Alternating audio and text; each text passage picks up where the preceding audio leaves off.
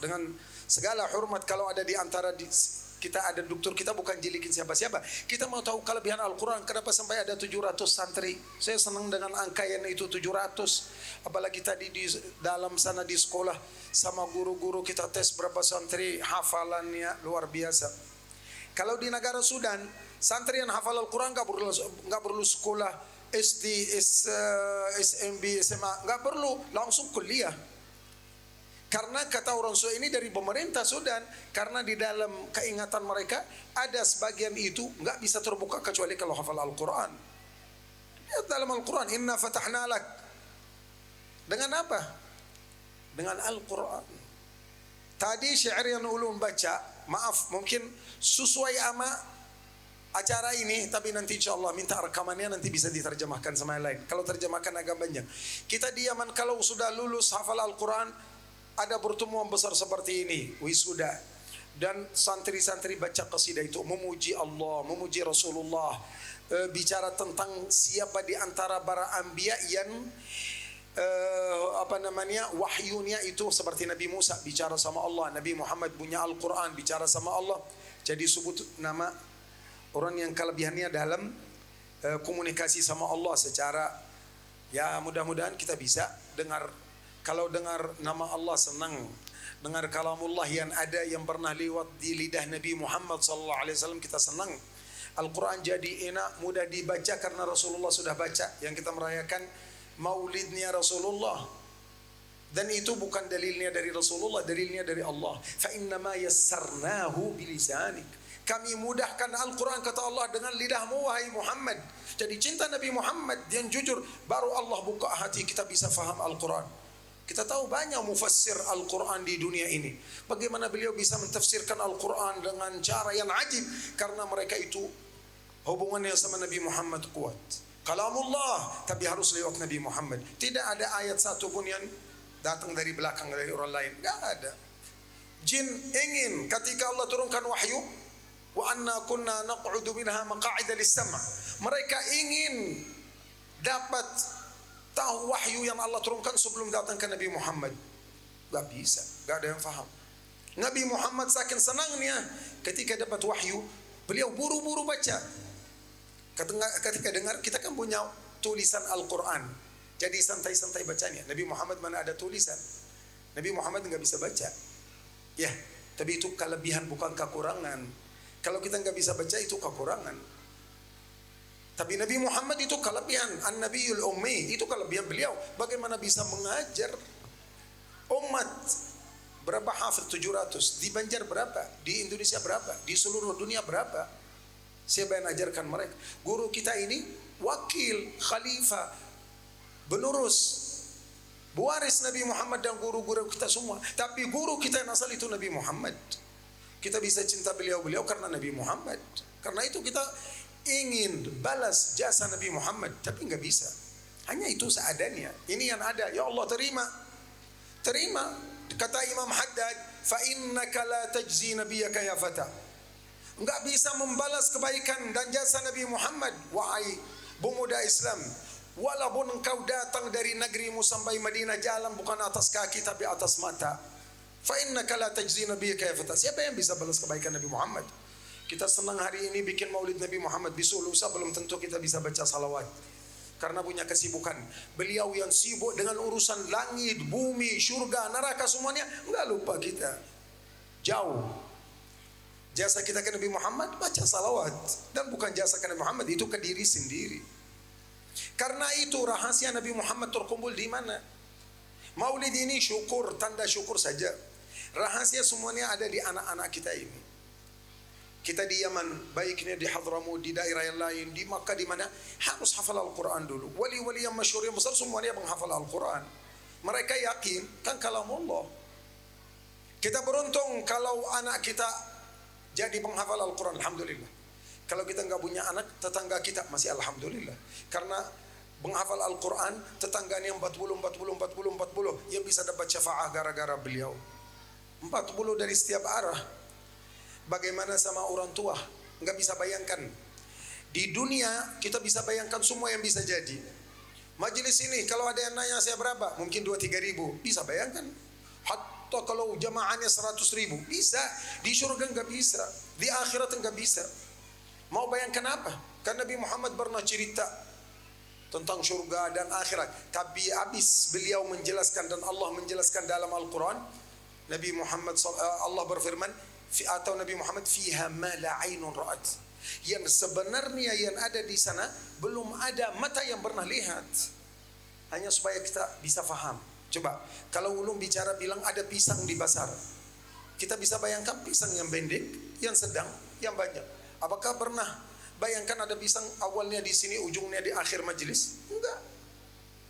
Apakah kita pernah bayangkan ada satu biji anggur atau kurma bisa makan sampai 1-2 tahun dari satu biji? Belum. Jadi apa yang ada di surga baru bicara dari mulut, kita nggak bisa bayangkan. Yang bisa bayangkan orang yang sudah lihat. Siapa yang sudah lihat? Nabi Muhammad. Karena beliau itu yang cerita sama kita. Buka sirahnya, buka tafsirul Quran, buka ilmu. Kita masih ada kesempatan.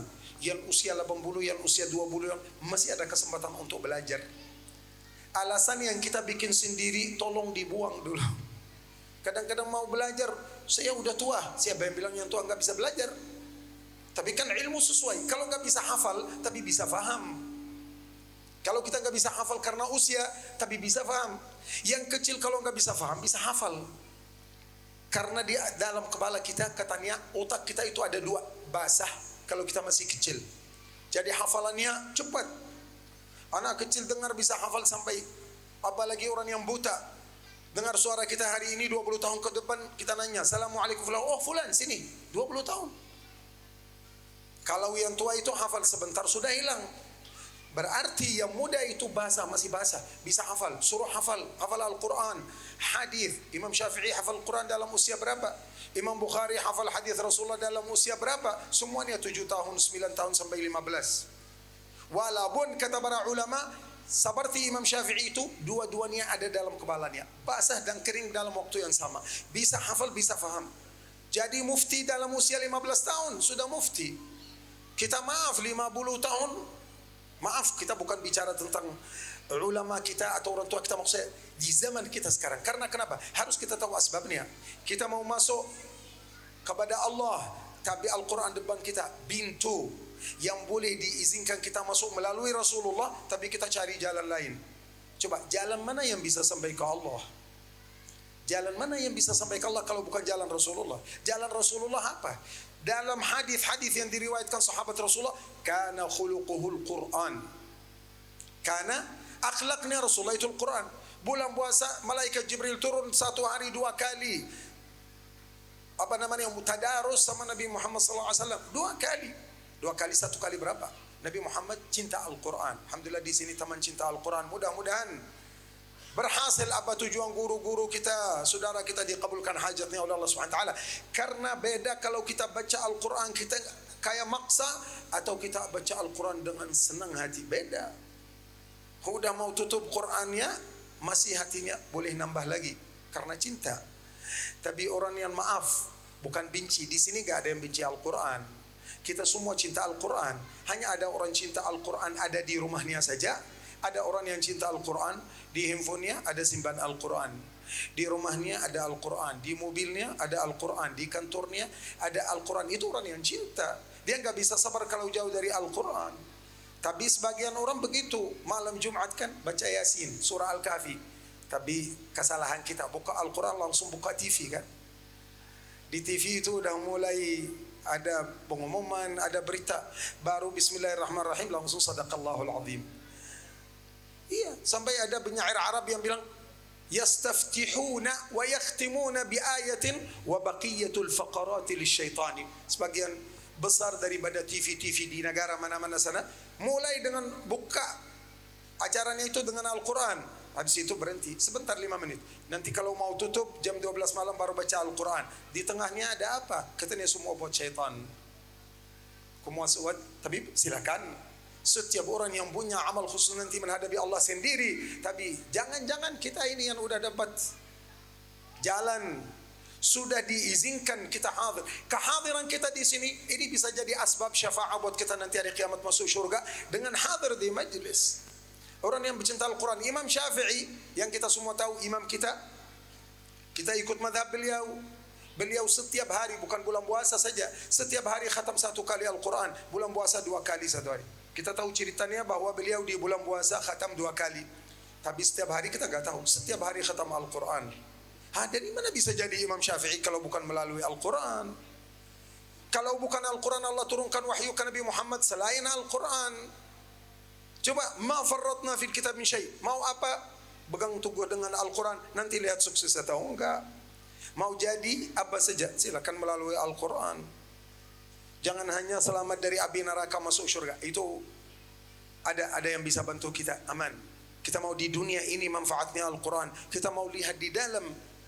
Baca Yasin. Nabi Muhammad sallallahu alaihi wasallam bersabda, Yasinu lima quri'alah. Silakan baca surah Yasin dengan urusan apa aja. Ada orang malu, saya mau beli handphone baru, kenapa saya baca Al-Quran? Mau baca apa? Mau baca apa supaya dapat? Baca Al-Quran. Mau dapat mobil, mau dapat rumah, mau naik pejabat, mau naik pangkat, mau jadi pengusaha, mau diluaskan rezekinya, baca Al-Quran. Kenapa kita ragu sama Al-Quran? Ya, Nabi Muhammad suka orang baca Al-Quran sallallahu alaihi wasallam, sampai beliau beri satu kabar gembira. Barang siapa, bukan hanya Nabi, barang siapa yang mau bicara sama Allah, maka baca Al-Quran.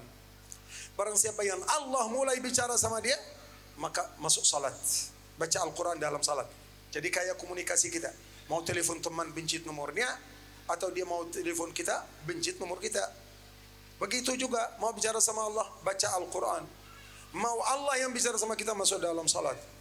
Dan yang kita selalu dengar daripada kata ulama atau hadis Muhammad, bahwa satu huruf dari Al-Quran dapat 10 pahala. Itu untuk orang umum, tapi di luar salat juga. Di luar salat. Di luar salat 10, belum yang 100, belum yang 700, belum yang lebih. La aqulu alif lam mim harf, walakin alifun harf wa lamun harf wa mimun harf. Jadi kita punya kelebihan ini yang disampaikan ke kita atau jelaskan ke kita Nabi Muhammad SAW. Tetangga sudah dapat kemuliaan di sisi Allah. Karena kenapa? Karena dia senang bisa tinggal sebelah pesantren atau sebelah hafizul Quran. Kalau kita di Hadramut di Tarim, yang alhamdulillah saudara-saudari saya semua yang di sini pernah dengar dan tahu tentang Tarim, tidak ada satu rumah nggak ada hafizul Quran sama sekali. Satu aja tidak ada. Bahkan sebagian rumah 10 orang semua hafizul Quran, semua penghafal Al-Quran. Lebih dari itu, gurunya sana atau santri juga di halaqahnya, kan ada beberapa halaqah, beberapa majlis di Hadramut, bukan di pesantren, tapi majlisnya di satu masjid, sudah usianya lebih dari 800 tahun. Berapa? 800 tahun. Belum putus satu malam. Hatta malam lebaran, hatta hari raya, belum putus sama sekali, 800 tahun. Mulai baca habis Isya 6 juzuk, karena khatam atau 5 juzuk, khatam dalam 1 minggu. Selesai jam 12, halaqah yang kedua jadi jam 12 sampai jam 4 atau jam 5 subuh. Setiap hari. Yang ikut harus hafal, gak boleh bawa Al-Quran. Yang mau baca, yang mau seturan, yang mau ambil berkah aja duduk. Sampai ada satu kejadian, supaya kita tahu kelebihan Al-Quran. Sampai orang yang gak hafal Al-Quran dapat berkah Al-Quran ke rumahnya, ke anaknya. Jadi ada seorang buta, suka ikut dengar. Beliau dengar, beliau gak hafal Al-Quran. Tapi ketika ada qari yang salah, beliau langsung tegur dengan cara berarti ada salah. Mereka kaget, gimana bisa tahu kalau kita salah? Orang buta, orang gak hafal Al-Quran. Kata beliau, saya melihat cahaya dari bumi sampai langit. Kalau udah putus berarti qari'nya salah. Saya bisa tegur. Sampai begitu. Kita dapat berkah Al-Quran. Al-Quran itu kenabian. Sifat kenabian di dalam diri baginda sallallahu alaihi wasallam itu Al-Quran. Sampai Rasulullah SAW bukan hanya Rasulullah yang suka baca, tapi Rasulullah juga senang dengar. Seperti kita dengar dari anak-anak kita, Masya Allah, bacaan bagus, makhrajnya fasih, suaranya merdu. Banyak juga kelebihan yang Allah meletak dalam diri-diri orang. Asal kita bisa jaga mereka. Alhamdulillah di pesantren sini bisa menjaga mereka, karena anak yang dalam usia begini, ini kalau 12-15 tahun, kalau kita jaga betul-betul, Allah buka. Bisa melihat, ya melihat apa wallahu a'lam, tapi bisa melihat karena ini nur, ini sebagai cermin. Kalau bersih bisa kelihatan semuanya dalam cermin, hatta diri sendiri. Kalau kotor nggak bisa lihat apa. Dulu ada anak kecil biasa ikut abahnya ke majlis, ke masjid. Dan anak itu masya Allah, abahnya jaga anak betul-betul, nggak boleh makan haram, nggak boleh makan haram atau syubha. Sampai anak itu berani di masjid, ketika masuk masjid, di depan pintu masjid ada sandal, maaf, sandal jamaah itu.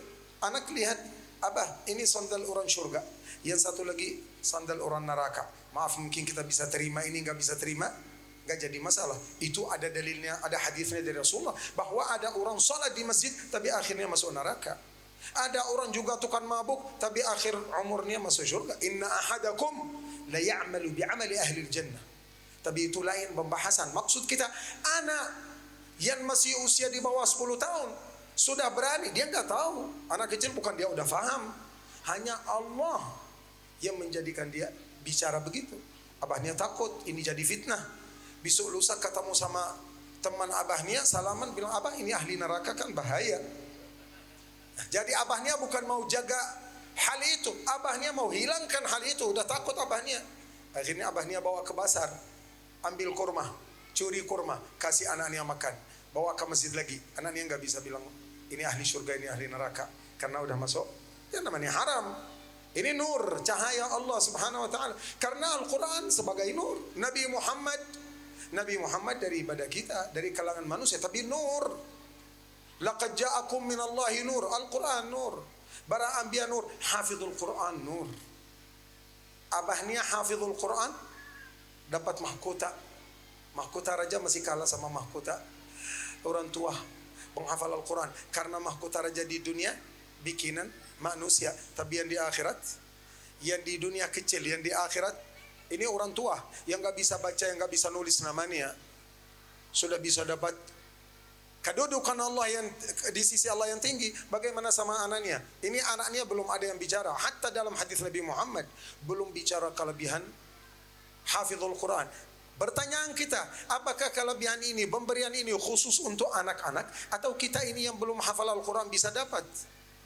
Karena kita manusia begini. Dengan Rasulullah sallallahu alaihi wasallam bicara tentang satu hal, oh ini belum ada di diri saya, berarti saya nggak bisa dapat. Di mana-mana berasaannya begitu. Tapi bukan. Orang yang sering baca Al-Quran, sering baca, belum sempat hafal, tapi sering baca Al-Quran, nanti di surga akan baca Al-Quran dan dapat, baca satu ayat dapat 500, perjalanan 500 tahun ke atas dapat. Iya, karena dalam hadis Rasulullah, yuqalu liqari'il Quran, dikatakan buat orang yang baca, bukan hanya yang hafal. Kalau yang hafal ini lain, ini lain. Yang hafal Al-Quran dudukannya lain. Ini yang belum pernah hafal tapi punya jadwal. Jadwalnya silakan. Nggak berani seperti Imam Syafi'i, satu hari satu khatam, nggak apa-apa. Ikut imam yang lain yang baca 15. Ikut imam yang lain yang baca 5 juzuk per hari. Ikut imam yang lain yang bisa baca 1 juzuk. Ikut yang lain yang bisa baca dalam 1 minggu 1 juzuk. Asal jangan sampai Quran di rumah kita banyak, tapi bacaan kita di bulan puasa saja. Dan bulan puasa itu seenak kita. Kalau mau baca, saya nggak mau cerita tentang guru yang baru meninggal dunia. Beberapa guru kita yang baru meninggal dunia. Salat duha 8 juzuk. Salat duha 8 juzuk. Berapa malam? Malamnya baca berapa? Salah satu guru kita baru meninggal dunia berapa tahun yang lalu, kalau mau tidur di kasur 8 juzuk baca dulu. Karena mereka cinta. Cinta, bukan masalah mereka bisa menggunakan Al-Quran, tapi cinta, dan mereka tahu bahwa kejayaan dunia akhirat dalam Al-Quran. Kan kita ini masalah keyakinan. Ini Al-Quran apa artinya? Ini risalahnya Nabi Muhammad SAW. Ilmu orang yang zaman dulu daripada Anbiya atau dari Rasulullah atau yang akan datang sampai hari kiamat ada dalam Al-Quran. Fahal min mudzakir, apakah ada yang bisa baca, apakah ada yang bisa fikir atau faham atau bahas tentang Al-Quran? Mau apa? Mau dapat kesumpuhan? Nabi Muhammad SAW bersabda, man lam yashfihi al-Quran wal asal fala shifaa lah. Orang yang enggak bisa sembuh dengan madu dan Al-Quran enggak akan sembuh. Enggak akan sembuh. Jalan sini, jalan sana, cari obatnya dalam rumahnya tapi cari jauh di sana. Kenapa enggak cari dulu di dalam, baru cari di luar? Kan banyak sahabat Nabi yang yang mereka dalam satu perjalanan dan ketemu sama orang yang kafir ketika dia sakit, karena ular gigit dia. Jadi ada sahabat yang baca surah Al-Fatihah. Baca surah Al-Fatihah sembuh. Karena dia sembuh, senang, kasih makanan, duit buat sahabat. Sahabat ragu, nggak mau terima. Satu terima, yang obatin dia terima. Yang lain laporkan ke Rasulullah, ya Rasulullah, kejadian begini-begini. Rasulullah, silakan, masih ada dari makanan itu saya mau makan. Bisa sembuh dengan surah Al-Fatihah, bisa sembuh dengan surah Yasin. Mau jadi kaya, coba jangan cari kaya tangan, cari kaya hati dulu. Duitnya banyak, hatinya miskin, itu fakir, bukan kaya. Kaya kata seorang ulama namanya Ibnul Wardi, qad yasudul mar'u min ghairi abin. Ada sebagian orang yang jadi pemimpin, jadi orang besar walaupun abahnya orang biasa. Wa yajudu sadru wal jaybu atal. Hati murah walaupun kantongnya kosong, enggak ada duit. Banyak orang rekeningnya sekian, di rumahnya sekian, mau keluarkan seberapa enggak berani. Ada orang enggak punya duit, ketika ada orang minta malah dia pinjam supaya bisa bantu orang. Masalah kekayaan, cari kekayaan dunia akhirat. Oke, ada orang datang ke kita mau pinjam duit, kita nggak punya. Coba solusinya apa? Baca Yasin, baca berdoa. Insya Allah ketika baca, Allah kirim orang yang datang ke rumah kita kasih. Ini kan alam milik Allah. Tapi karena kita kurang yakin, ya Allah gimana ini urusan saya itu gimana? Nggak akan selesai, nggak akan selesai. Banyak orang buang, mau bikin rumah, maaf ini contoh saya, bikin rumah 100-200 juta, tapi sudah keluarkan duit lebih dari itu supaya dapat izin itu ini. Kenapa enggak dulu sama Allah, baru datang ke pejabat, baru datang ke kantor? Tetap kita datang. Masalahnya satu, siapa yang lebih utama? Kita sama Allah dulu atau sama teman kita dulu? Mau pinjam duit, datang langsung ke teman atau ke Allah? Kalau datang ke Allah, teman yang datang, Allah gerakkan hatinya datang ke kita. Tapi kalau kita mau ke sana, katamu teman, boleh pinjam? Maaf Pak, enggak bisa. Langsung, ya Allah, udah enggak bisa. Jangan lupa Allah dulu. Ketika orang nggak bisa kasih, baru balik lagi ke Allah. Bukan begitu. Ke Allah dulu, baru silakan kemana aja. Karena itu alhamdulillah senang. Ini kita senang aja melihat santri kita. Bagaimana sama Rasulullah Sallallahu Alaihi Wasallam yang punya maulid hari ini. Yang punya maulid maksud kita melaksanakan acara yang sifatnya syukur kepada Allah atas nikmatnya Allah yang Allah beri ke kita semua.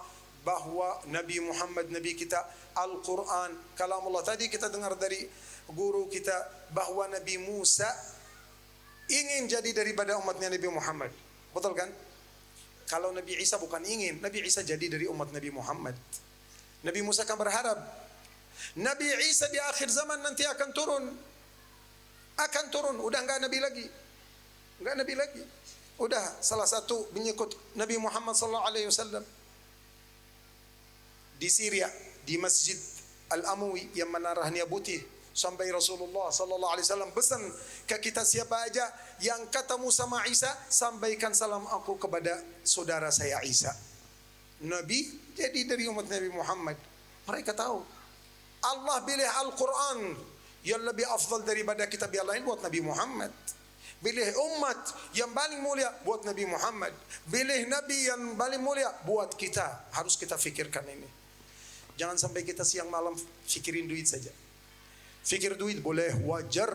Duit itu bagus, duit itu barakah. Jangan bilang dunia itu mal'unah, bukan. Dunia mal'unah kalau kita melakukan maksiyah. Kita punya duit, mau ikut acara wal'iyadzubillah musik yang lain-lain, itu baru mal'unah. Tapi punya duit bawa ke sini, bantu pesantren, santri, anak yatim acara, itu bukan mal'unah. Itu yang disukai oleh Allah SWT. Duit dari siapa? Emas dari siapa? Berlian dari siapa? Semuanya dari siapa? Dari Allah. Kenapa Allah kasih? Kalau itu mal'un, bukan mal'un, tapi kita yang salah guna.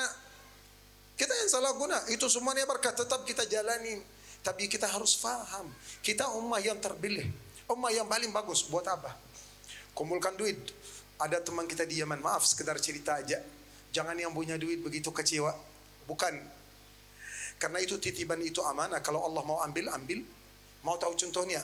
Dulu di negara Irak, tahun 90 berapa, ketika ada perubahan di sistem negaranya, duit yang 1 dinar Irak 3 dolar. Dalam beberapa menit jadi 1 dolar 1.000 atau 2.000 dinar. Itu salah satu contoh. Punya duit banyak habis. Tapi kalau kita bisa bantu ke pesantren, ke majelis, ke guru, ke itu nggak akan habis. Pinjaman aja, pinjaman supaya kita ada ajaran atau ada penjelasan dari Nabi Muhammad. Mana yang lebih afdal? Kita pinjamkan atau kita infak? Jawaban kita infak. Padahal menurut Nabi Muhammad pinjam lebih afdal dari infak. Walaupun infak manfaatnya lebih banyak, karena nggak ada buat orang yang kita infakkan atau kita kasih, infak lebih bagus karena nggak ada pikiran lagi. Tapi buat kita yang punya duit, pinjam itu lebih afdal. Karena kalau kita infak 1 rupiah dapat 10 pahala, kalau kita pinjamkan dapat 18 pahala. Mau jaga duit kita nggak sampai hilang, boleh pinjamkan, nanti bisa dikembaliin, dapat dua-duanya. Jadi hidup kita buat duit. Kadang-kadang kita capek kerja, kemana-mana, duitnya nggak datang, masih terikat, nggak mau turun. Iya, kebetulan nikmat semua ada di atas kita di sini, semua. Karena Allah berfirman, wa fis sama'i rizqukum. Rizki itu bukan keluar dari bumi, rizki itu turun dari langit. Jadi rizki sudah dekat. Percaya nggak kalau rizki kita di atas kita, bukan yang di bank, bukan yang di toko, bukan yang di sini sana. Rizki kita yang di atas kalau Allah izinkan turun. Di zaman Nabi Muhammad SAW ketika beliau musyawarah sama orang Badar, dan sahabat Nabi punya pendapat yang beda-beda, kecuali Sayyidina Umar punya pendapat yang luar biasa. Kata Nabi Muhammad SAW, Allah sudah turunkan siksa sampai atas pohon-pohon ini. Dengan usulan Umar bin Khattab, Allah angkat siksanya, nggak jadi turun. Berarti siksa, rizki semuanya dekat sama kita. Apakah ada yang mau ambil? Kalau kita mau ambil dengan berkah Al-Quran, mau ambil dengan berkah Rasulullah, mau ambil, pasang niatnya. Kata para ulama, para habaib di Hadramut, 2 hal yang harus kita ajarkan anak kita dan yang kita melakukan. 2. Satunya niat yang besar. Satunya niat dalam setiap amal. Maaf, hatta kalau mau ke kamar mandi, ke WC, maaf. Niatnya apa? Bukan hanya buang kotoran atau buang benda yang ada di dalam diri kita, tapi supaya setelah itu badan saya segar, habis itu bisa salat lagi, bisa baca Al-Quran. Jadi jalan ke kamar mandi dapat pahala. Percaya? Kalau masuk ke masjid, mau curi barang masjid, dosa atau pahala? Udah masuk ke masjid tapi niatnya salah, jadi dapat dosa. Jadi dengan niat, harus kita punya niat. Sampai ulama zaman dulu mau pukulin anaknya, berhenti dulu, bawa tongkatnya atau rutannya. Dia fikir sekarang mau pukul anak ini. Ada seorang ulama yang meriwayatkan cerita abahnya. Katanya, alhamdulillah ketika saya nakal melakukan hal yang enggak benar, abah saya mau pukulin. Tapi abah saya ulama, jadi angkat tangannya, mau ingat niatnya dulu. Saya mau pukul anak saya supaya jadi alim, saleh. Belum sempat pukulin anaknya udah kabur. Udah kabur karena masih ingat niatnya. Niat. Harus punya niat, enggak punya duit, punya niat. Dalam hadis Rasulullah, manusia itu ada 4. 1 yang punya harta dan dia ingin bikin masjid, pahalanya sesuai sama infaknya. 1 lagi enggak punya duit, punya niat. Kalau saya punya duit seperti beliau ini, maka saya akan bangunkan masjid. Fahuma fil ajri sawa, pahalanya mereka sama. Yang 2 lagi, satunya punya harta dan ada niat. Kalau dia bisa dia punya duit, langsung dia bikin tempat maksiat, dosanya besar. Sampai ada 1 lagi nggak punya harta, hanya punya keinginan, kalau saya juga mampu akan bikin tempat maksiat, dosanya sama. Mungkin saudara saya belum pernah dengar atau ada yang dengar, di Jakarta ada 1 hotel, nggak usah sebut nama hotelnya biar nggak ketahuan nama orangnya. Hanya tempat itu maksiat full. Sebelum dibangunkan hotel itu, orangnya pernah ikut main judi di Jepang. Dia orang Muslim, ikut main judi. Niatnya apa? Ya Rabb, kalau saya menang, saya janji akan bikin tempat maksiat yang terbesar di Asia Tenggara. Niatnya begitu. Akhirnya bikin. Karena Allah kabul, tapi kan tergantung niat kita. Innamal a'malu binniyat. Mau di surga di mana? Niat. Kedua, semangat. Semangat. Niat sama semangat. Jangan baru mau buka Al-Quran, cukup baca 1 lembar. Walaupun nanti baca 1 lembar, baru baca langsung di iqamat salat, enggak apa-apa. Tapi niatnya hari ini 10 juzuk, dapat berapa saja enggak apa-apa. Karena dengan semangat yang berkurang, besok masuk ke masjid lebih bagus baca salawat aja. Lusanya lagi, salawat juga enggak usah, duduk diam di masjid aja. Berikutnya, salat di rumah aja enggak. Berikutnya lagi, enggak usah salat di awal waktunya, salat di akhir waktunya. Sampai akhirnya Allah Maha Ampun. Buat apa saya capek salat? Semangat yang tinggi. Semangat yang tinggi. Banyak orang yang jalan ke Makkah jalan kaki 1000 kilo. Jalan kaki sampai Makkah. Badahan enggak pakai sandal, maaf demi Allah, itu baru belum meninggal dunia, baru masih ada orangnya sampai Makkah kakinya udah belah, udah berdarah. Bukan masalah beliau kuat, semangat. Di zaman Rasulullah ada sahabat dari Yaman jalan kaki dari Yaman sampai Madinah 1200 atau 400 kilo, udah usia 70 lebih. Ya Rasulullah, saya datang mau belajar ilmu. Namanya Qubaisah. Rasulullah langsung jawab, ya Qubaisah, engkau liwat batu, rumah, jalan, apa saja yang kamu lewati, semua beri istighfar kepada engkau ya Qubaisah. Jadi dua hal, niat. Apa yang kita niatkan sekarang? Silakan. Mudah-mudahan pesantren ini besar, bukan 700. Nambah 0 lagi. Enggak perlu keluarkan besar kan? 0 lagi aja atau 2. Iya, anak kita ini insya Allah jadi seperti Imam Syafi'i, imam. Kenapa enggak? Kenapa kita merasa mustahil? Enggak mustahil. Yang kasih Imam Syafi'i Allah, bukan Imam Syafi'i. Yang bagi Imam Bukhari bukan Imam Bukhari. Yang menjadikan beliau-beliau Nabi, Siddiq, Syahid, Alim, Da'i, semuanya Allah. Masih ada. Kata habaib kita di Hadramut, as-saqi baqi. Yang kasih minum, yang kasih makan, yang kasih semuanya masih ada, itu Allah. Apakah mustahil jadi? Enggak mustahil. Hanya semangat kita. Kadang-kadang, oh ayo kita jalan ke Banjar, ke kota Banjar boleh. Mobilnya ada enggak? Ya udah istirahat aja. Jalan kaki. Jalan kaki, ketemu angkutan, teman yang bisa. Tapi karena enggak ada semangat, di luar panas. Hari Jumat ini enggak usah sholat Jumat. Karena panas sekali. Di rumah aja. Mana bisa sholat Jumat di rumah? Hanya itu. Kalau kurang semangat, berarti kita mundur, bukan maju. Di surga mau di mana? Mau di bawah sama satbam surga? Silakan. Enggak bisa lihat Nabi Muhammad. Tapi kalau mau di Firdaus yang tinggi, harus fazal musyammirun. Orang yang siap dengar apa saja, niat. Sekarang kita dengar berapa doa, beberapa ayat Al-Quran. Kita niat mau mengamalkan. Bisa lulusan enggak bisa mengamalkan, enggak jadi masalah. Tapi jangan sampai niatnya enggak ada. Niat amalnya enggak ada. Mau dapat apa? Rasulullah sudah diampuni dosanya, bangun malam. Kenapa bangun malam? Coba kita mau tahu. Bangun malam supaya ibadah, bukan ibadah. Dia merasa enak kalau bicara sama Allah. Kita karena merasa itu kewajiban, itu mustahab, itu amal yang harus dikerjakan, jadi malas. Tapi coba kalau punya pacaran, maaf, di sini nggak boleh bicarakan begitu. Tapi punya pacaran mau bicara berapa jam? Mau punya istri yang tinggal di kampung mau bicara berapa jam? Sampai habis pulsa jam 12 malam keluar cari pulsa, hilang chargernya, cari charger buat cas handphonenya. Betul? Kenapa sama Allah? Kita nggak bicara ini ibadah, bukan masalah ibadah. Masalah bagaimana kita merasa enak ketika kita bicara sama Allah. Seperti kita baca Al-Quran, kita dekat kepada Allah, itu yang kita cari, bukan masalah ibadah. Enggak berani salat malam, enggak masalah, duduk begini aja, hatta tanpa wudu, la ilaha illallah, itu aja. Minimal 1 kali, tidur lagi, dicatat nama kita dalam orang yang qiyamul lail. 1 kali. Bagaimana 10, 20, 100, bagaimana salawat, bagaimana baca Al-Quran. Semangat, hatta tidur semangat. Makan semangat, bukan hanya ibadah. Sudah waktu makan, suruh makan, katanya maaf saya belum, enggak, makan di waktu itu, tidur di waktunya. Karena setiap hal itu ada waktu, dan kalau kita enggak menjalankan dalam waktunya, terganggu yang berikutnya. Kalau boleh makan sebelum Isya. Kalau boleh jangan makan habis Isya. Kecuali kalau lapar betul. Karena kalau makan habis Isya enggak bisa qiyamul lail. Ini udah berat. Udah berat. Kalau ini kosong 3-4 jam udah cukup.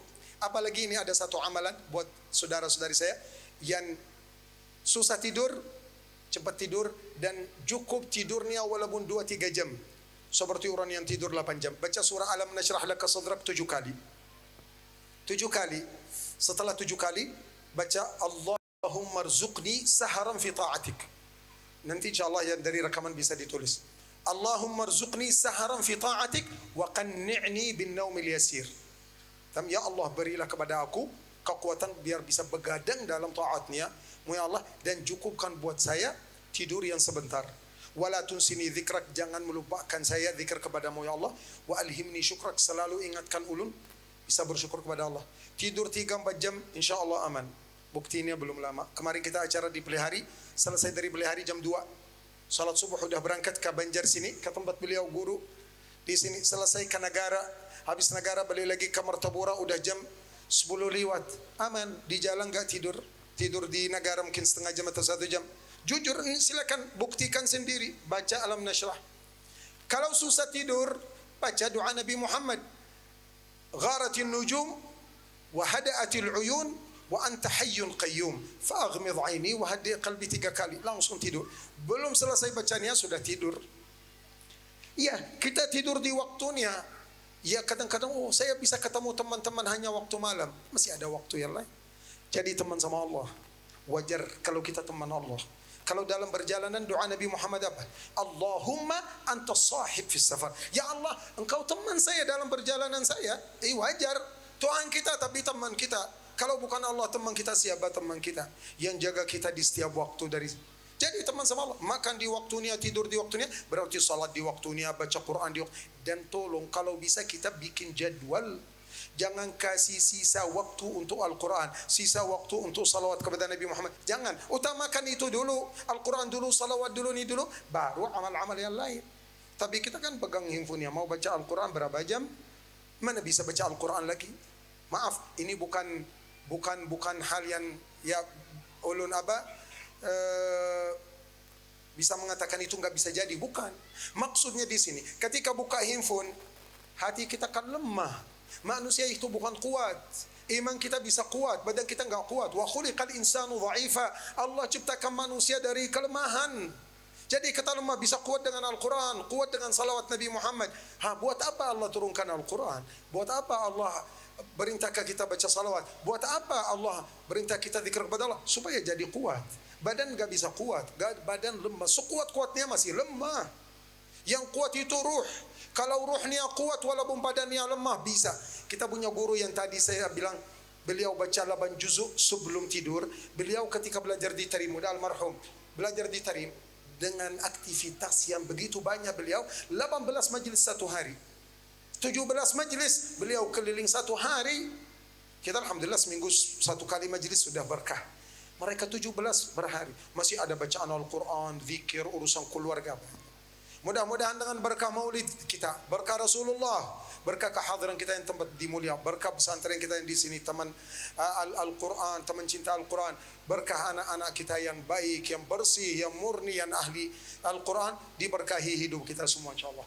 Dimudahkan urusan kita dunia dan akhirat, dipertemukan kita sama baginda sallallahu alaihi wasallam, dimasukkan kita syurga-Nya Allah dengan karunia Allah, dipertemukan kita sama wali-waliullah, sama penghafal Al-Quran, sama ahlul hadis, sama ahlul tafsir, sama ahlul tasawuf. Mudah-mudahan dipertemukan kita sama orang yang saleh, dijauhkan kita daripada orang yang ahli maksiat, yang jauh daripada Allah subhanahu wa ta'ala.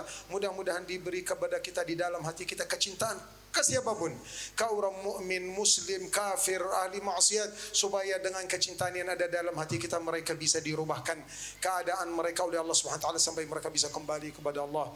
Mudah-mudahan urusan kita semua yang hadir di majlis ini dilancarkan oleh Allah Subhanahu wa taala. Kalau ada yang punya hutang dilunaskan hutangnya. Kalau ada yang perlu dapat istri, dapat rumah, dapat anak keturunan, dapat apapun, mudah-mudahan diberkahi, dimudahkan, diberi apa yang dia inginkan. Mudah-mudahan pesantren kita di sini insyaallah maju terus, berkah terus, santri insyaallah jadi wali-wali, jadi penghafal, jadi orang besar. Mudah-mudahan bangunan ini jadi milik pesantren dan lebih dari ini 10 kali lipat insyaallah akan jadi pesantrennya dengan berkah Allah. Qulillahumma malikal mulk tu'til mulka man tasha wa tanzi'ul mulka mimman tasha wa tu'izzu man tasha wa tudhillu man tasha. Ya Allah, kalau tempat maksiat besar-besar begitu, bagaimana tempat yang bisa diajarkan kalamullah di situ? Ya Allah, mudahkan guru-guru kita, dipanjangkan usia mereka, beliau ini disehatkan badannya, diangkat derajatnya, pejabat kita yang hadir bersama kita insyaallah dapat keberkahan daripada Allah, diselamatkan dunia akhirat, diberi solusi untuk segala kemaslahatan. Mudah-mudahan dibalas kebaikan beliau-beliau yang bisa urus umatnya Nabi Muhammad sallallahu alaihi wasallam, karena Nabi Muhammad ridha sama kita semua, yang mengajar, yang dai, yang pejabat, yang semua umat Nabi Muhammad senang. Dan siapa saja yang beri jasa kepada umatnya Nabi Muhammad yang akan balas dan oleh Allah Subhanahu wa taala.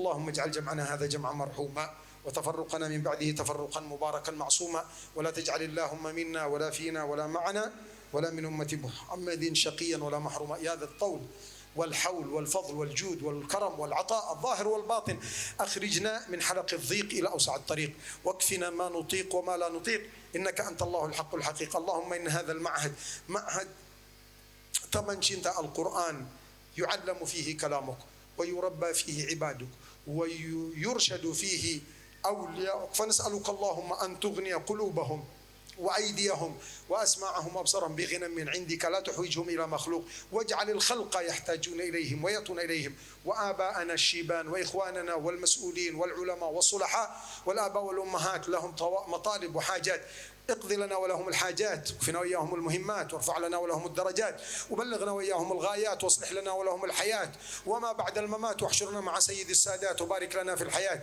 وبارك لنا في الممات، وبارك لنا في الدار الآخرات، وبارك لنا يا مولانا في الحركات والسكنات، واجعلنا مباركين على أهل الزمان وأهل المكان، واجعل البركة تعم ولا تخص، واجعل العطاء يعم، واجعل النظر يعم، واجعل المدد يعم، واجعل الفضل يعم، واجعل هذه الوجوه ناظرة إلى ربها ناظرة بمحض الجود. يا كريم يا من يعطي النوال قبل السؤال، هب لنا ما نرجوه منك، حاجة في النفس يا رب فاقضها يا خير قاضي، حاجة في النفس يا رب فاقضها يا خير قاضي، حاجة في النفس يا رب فاقضها يا خير قاضي، وأرح سري وقلبي من لظاها والشواظ في سرور وحبور، وإذا ما كنت راضي فالهنا والبسط حالي وشعاري ودثاري، ارضى عنا رضاك الأكبر، بلغنا في طاعتك ومحبتك ما يرضيك عنا، اصلح لنا ديننا ودنيانا، وكملنا يا مولانا وجملنا، واحفظنا واحفظ بنا، ويسر الهدى لنا، واسلك بنا مسالك الأولياء والصلحاء، وحبب إلينا نبيك وحببه فينا، وحببنا إليك وتحبب إلينا، فإنك لنا كما نحب فاجعلنا لك كما تحب. وصلى الله على سيدنا محمد وعلى آله وصحبه وسلم، والحمد لله رب العالمين، والعفو منكم، والسلام عليكم ورحمة الله وبركاته.